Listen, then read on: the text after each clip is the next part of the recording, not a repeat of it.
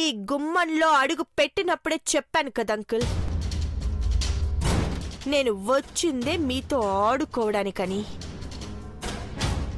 ఆటలో గెలవడానికి నేను ఎత్తు వేస్తే ఆ ఎత్తుని మీ పెద్ద బాబు చిత్తు చేశాడు. కానీ నాకు ఓపికెక్కువ. ప్రతి ఓటమిని మెట్లుగా చేసుకొని మిమ్మల్ని విడదీసి నేను గెలుస్తాను.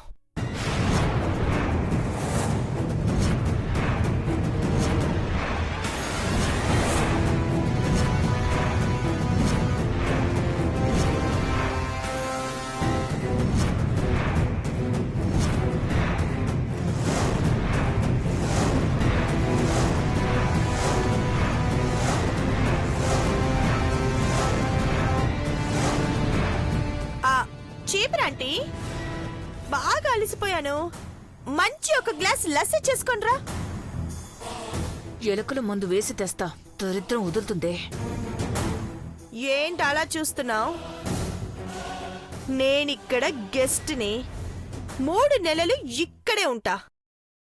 ఏమంటారా ఆంటీ? ఉండనివ్వండి పెదబాబు.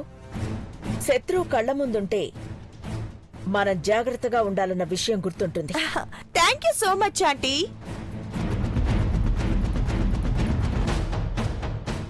దాని ప్రతి అడుగు నీడలా గమనించండి. ఇక చూసుకోక్క, హజ్ కుక్కలా దీని వెనక నీడలా వెంటాడతాను. అందరూ ఫ్రెష్ అయ్యి పార్వతికి ఏమైనా వంటల సాయం కావాలేమో చూడండి.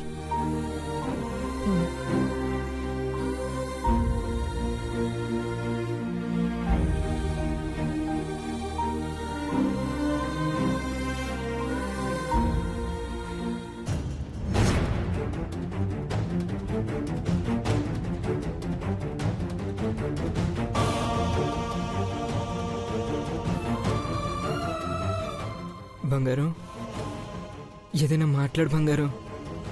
నువ్వు ఇలా మాట్లాడకుండా ఉంటే భయంగా ఉంది. నీ దగ్గర నిజం దాచడం తప్పే, కానీ తప్పక అలా చేశాను. మాట్లాడు బంగారం. నువ్వు దాచిన నిజం నాకెప్పుడో తెలుసురా, కానీ మీకు తెలియంది నువ్వు తట్టుకోలేని నిజం నేను దాస్తున్నాను. అది నేను నీకు దూరం అయ్యే వరకు నీకు తెలియకూడదు. ఆ రోజు నువ్వు నాకు దూరం కాకుండా ఉండడం కోసం దేవతలా తన ముందుకొచ్చింది. నాకు నువ్వు కావాలి. బిడ్డ లేకపోతే నువ్వు బ్రతకవని భయం. మెల్లగా ఏదో ఒక రోజు నీకు నిజం చెప్పాలనుకున్నాను.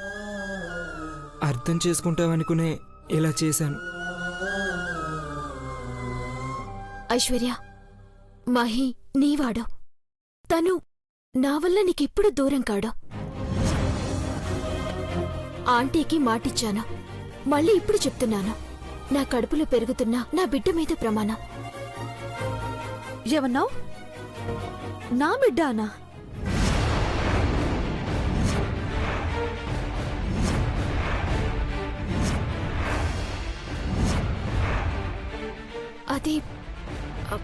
అది కాదు. నా బిడ్డ అన్నమాట నోటి నుంచొచ్చిందా లేక గుండెల్లో నుంచొచ్చిందా? అది కాదు బంగారం. అది నువ్వాగు మహి. ఐశ్వర్య, ఏ రోజైతే నీ బిడ్డ నా కడుపులో పెరగటం మొదలుపెట్టాడో ఆ రోజు నుండి నీ బిడ్డ అని మర్చిపోయి నా బిడ్డగా అనుకున్నాను. రోజు రోజుకి వాడితో పాటు వాడి మీద ప్రేమ కూడా పెరుగుతూ వచ్చింది. అది వాడి మీద ప్రేమే కాని ఇంకో దురుద్దేశం కాదు ఐశ్వర్య.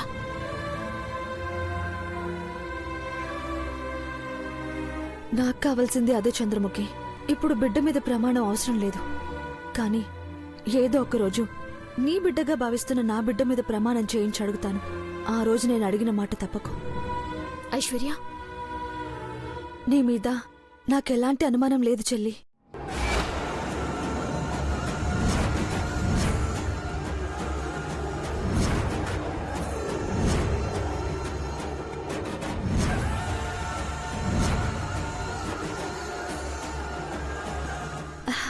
ఏంటి అలా ఆశ్చర్యపోయి చూస్తున్నారు?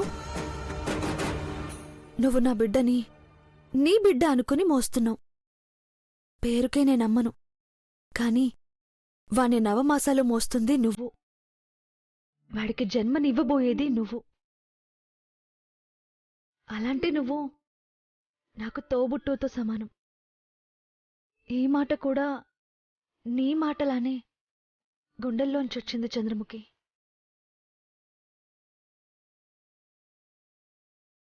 బంగారం, భయపడుకు మహి, నేనేం చేసుకోను. చంద్రముఖి మాటలు వినగానే నా భయం పోయి నాకంటే బాగా నా బిడ్డను చూసుకుంటుందనే నమ్మకం వచ్చింది. నా బిడ్డ అని నువ్వన్నా మహిని కూడా నా భర్త అనుకోమని నేను త్వరలో అడుగుతాను చంద్రముఖి. ఇప్పటి వరకు మహి నీకు సేవలు చేశాడు. ఇకపై నీ పనులన్నీ నేనే దగ్గరుండి చేస్తాను. టాబ్లెట్స్ వేసుకునే టైం అయింది కదూ, నేను వెళ్ళి పాలు టాబ్లెట్స్ తెస్తాను, సరేనా? ఐశ్వర్య నిన్నింత బాగా అర్థం చేసుకుంటుందని నేను అస్సలు అనుకోలేదు చంద్రముఖి. నిజంగా నా బంగారం బంగారమే.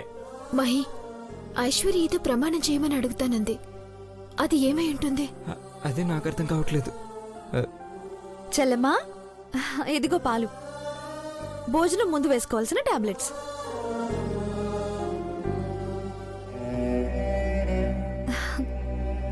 రే బుజ్జి కన్నా, ఈ అమ్మ నిన్ను ఎంత బాగా చూసుకుంటుందో నువ్వు కూడా అలాగే చూసుకోవాలి.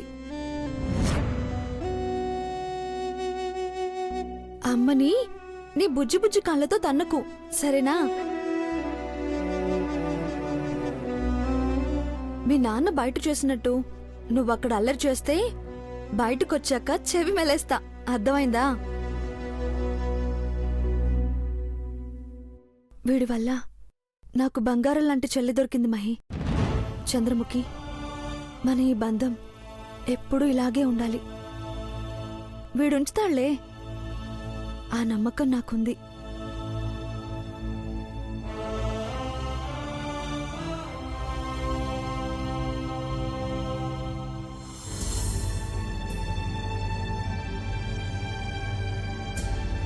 అఖిల,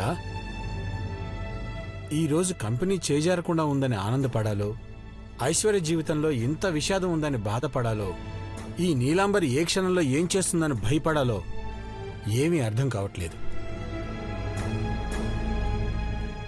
తల్లిగా తన బిడ్డని నవమాసాలు మోయలేకపోతున్నాననే బాధ ఐశ్వర్యలో ఉంది. శత్రువు అనుకున్న మనిషి చేత మన ఇంటి వారసుని అందిస్తుంది అంటే ఆ దేవుడు మనవైపే ఉన్నాడని, ఇకపై కూడా ఎలాంటి కష్టాలు వచ్చినా ధైర్యంగా ఎదుర్కోగలమనే ధైర్యంతో ఉండాలండి.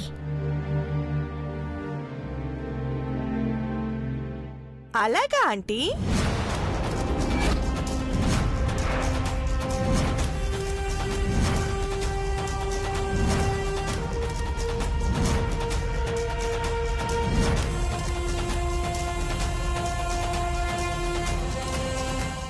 చంద్రముఖి చేత ప్రమాణం చేయించుకున్నాము, ఇకపై ఎలాంటి కష్టాలు ఉండవని ప్రశాంతంగా ఉన్నారనుకుంటా. నువ్వుండగా ప్రశాంతంగా ఉండలేమని తెలుసు. మీ అక్కని మా ఇంటి ప్రేమతో మార్చి మా ఇంటి వారసుణ్ణి తన కడుపులో మోసేలా చేశామంటేనే మేం సగం గెలిచాం. తను మహి జీవితంలోకి రాను అని ప్రమాణం చేసినప్పుడు పూర్తిగా గెలిచాం. అది నీకు అర్థం కావడం లేదు. అలా అని మీరు లెక్కలేసుకుంటే ఎలా ఆంటీ? మీ ప్రమాణాన్ని తూట్లు పొడిచే ఒక మిస్సైల్ని మీ మీదకి వదలబోతున్నాను.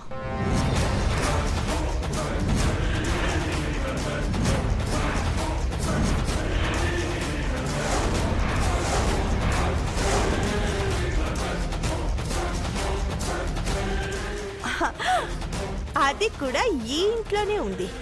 అతి త్వరలో మహి మా అక్క మెడలో తాళి కట్టే రోజు రాబోతోంది. అలా తాళి కట్టిన మరుక్షణం అప్పుడు మీరే మీ చేతులతో మహిని ఈ కుటుంబం నుంచి విడదీస్తారు. నా చేతులకి మట్టి కూడా అంటదంటీ.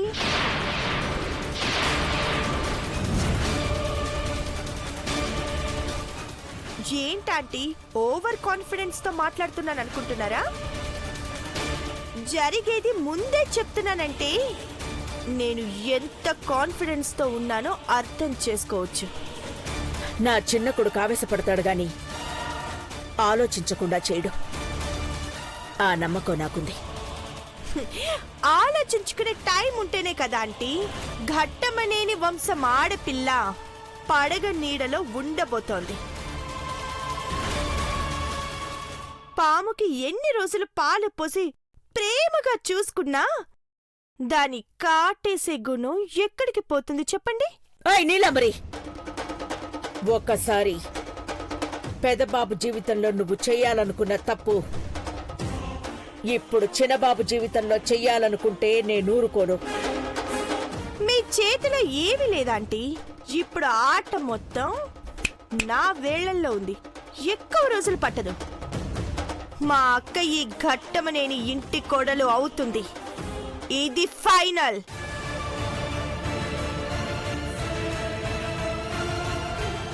ఇది ఇంత నమ్మకంగా చెప్తుందంటే ఒకవేళ చంద్రముఖి ఇది కలిసి ఏమైనా? లేదండి, మనం అలా ఆలోచించాలని మన వారసుణ్ణి మన చేతులతో మనమే దూరం చేసుకోవాలని ఆ నీలాంబరి వేసిన ఎత్తుగడ ఉంటుంది. కానీ మహి ఐశ్వర్యాల జీవితం నాశనం చేయాలని చూస్తుందని మాత్రం అర్థమవుతుంది. చంద్రముఖి ఇచ్చిన మాటతోనే నీలాంబర్ని ఎదుర్కోవాలి. ఎదుర్కొంటాను.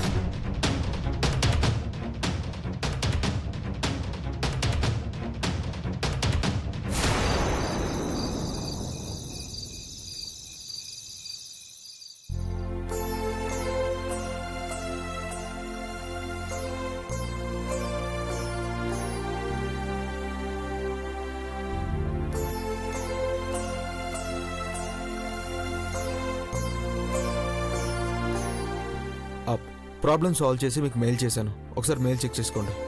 Okay, bye.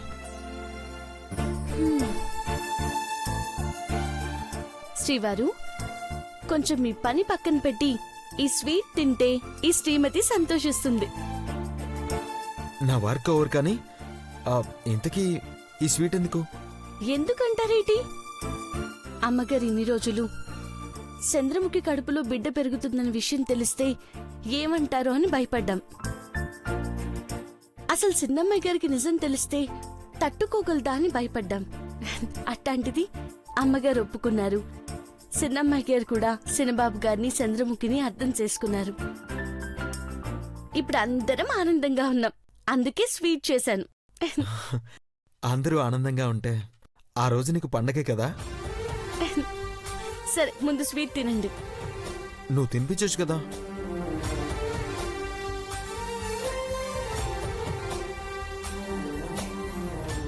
అవును, నువ్వు తిన్నావా? ఇది మరీ బాగుంది. మీరు తినకుండా నేను ఎప్పుడైనా తిన్నానా? సరే రా, నేను తినిపిస్తాను. ఏమైంది పెద్దబాబు గారు? పార్వతి, మన ఇద్దరికి స్వీట్ సరే, మరి వాడికేం కావాలో అడిగావా? వాడిగా?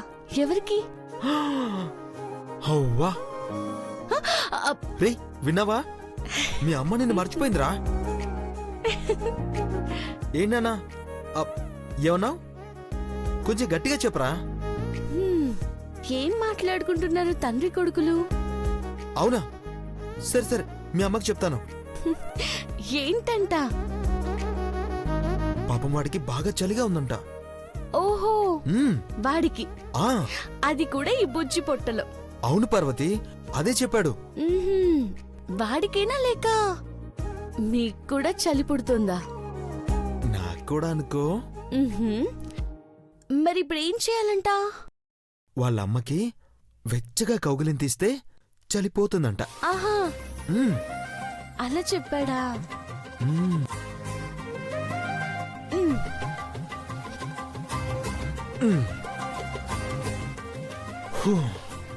రాక్షసి.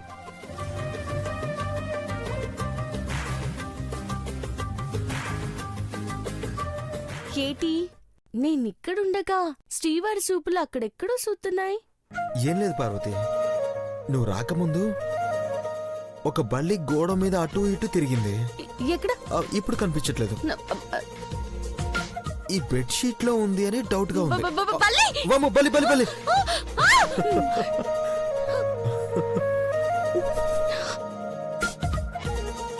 ఇలాగే వెచ్చగా కౌగిలింతివ్వమని అడిగాడు. ఇప్పుడు వాడు హ్యాపీ, నేను హ్యాపీ.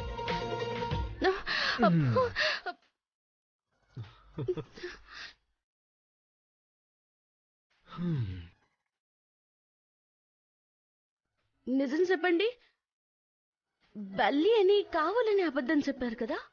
మరి నువ్వు బెడ్షీట్ అడ్డం పెడతావా? మిమ్మల్ని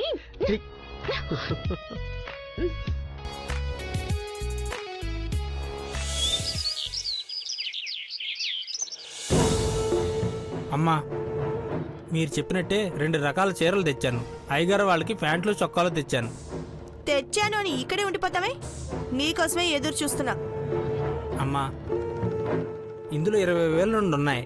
మీరు చెప్పినట్టే 1000-2000 రూపాయల చీరలు ఉన్నాయమ్మా. Very good. ఆ, సరేరా, ఆ మూటలన్నీ తీసుకొచ్చి లోపల చూపించు. సరే అమ్మా. ఈ చీరలతోని ఈ కుటుంబంలో చిచ్చు రాజేస్తాను. నువ్వు నాతరా పద.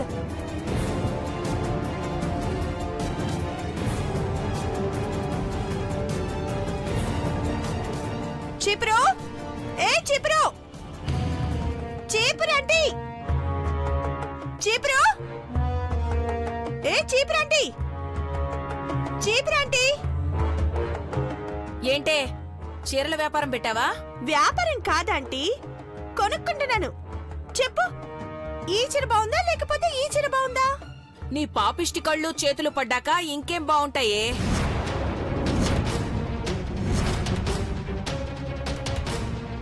బాగున్నాయంటావేమో, నీకు 4 చీరలు కొనిద్దాం అనుకున్నాను. నాకు నీ చేత్తో కొనిపించుకునే కర్మ పట్లేదే.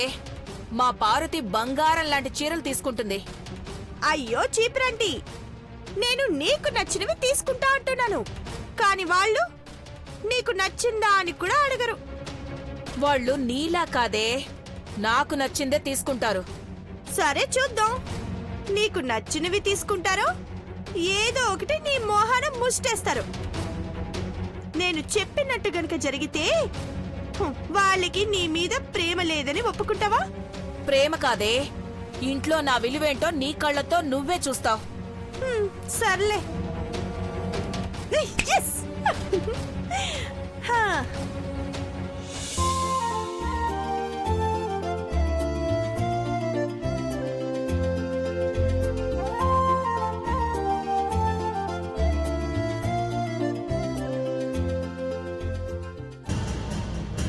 బాబు శ్రీనివాస్, ఇవన్నీ ఏంటి? ఎవరు పిలిచారు? నీలాంబరి గారు రమ్మన్నారమ్మా. పండక్కి బట్టలు కావాలని రమ్మన్నారు. నీలాంబరే? అవునంటీ, నేనే పిలిపించాను. ఆంటీ, 1,00,000 రూపాయలకి తగ్గకుండా మా ఆంటీ కోసం మంచి చీరలు చూపించు. అలాగేనమ్మా. ఈ పండక్కి మా ఆంటీ కోసం ప్రేమగా గిఫ్ట్ ఇవ్వాలనుకుంటున్నాను. ప్రేమ అనేది లక్షలు పోస్తే కనిపించేది కాదు. మన కోసం తపించే మనసుల్లో, మన కోసం ఎదురు చూసే కళ్ళల్లో కనిపిస్తుంది. నీ చేత్తో తీసుకుని పండగను పాడు చేసుకోవడం నాకిష్టం లేదు. పెద్దబాబు గారు, మనమే బట్టలు కొనడానికి వెళ్దాం అనుకున్నాం కదా, ఇక్కడే తీసుకుందాం. వద్దులేమ్మా, మనం బయటికి వెళ్ళి తీసుకుందాం. ఎప్పుడూ వచ్చేద్దనే కదా అయ్యగారు, పాపం ఇక్కడి దాకా వచ్చాడు. ఒక్కసారి చూద్దాం అయ్యగారు, నచ్చితే తీసుకుందాం, లేకపోతే వద్దు. అమ్మా, ఇది చూడండి. పార్వతి, రా వచ్చి కూర్చో. చీరలు చాలా బాగున్నాయి. అమ్మా, మీరు చూడండి.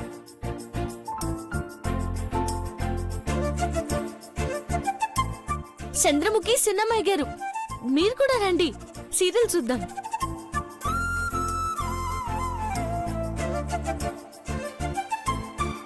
కూర్చోండి.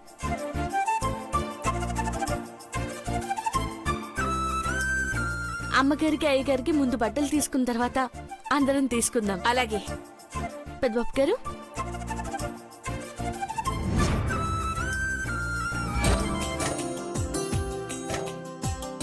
అమ్మగారికి అయ్యగారికి 4,000, భవనమ్మ గారికి 1000 రూపాయలు, చిన్నబాబు గారికి చిన్నమ్మాయి గారికి 2000, సంతకి 600, ఓకే మొత్తం 7600.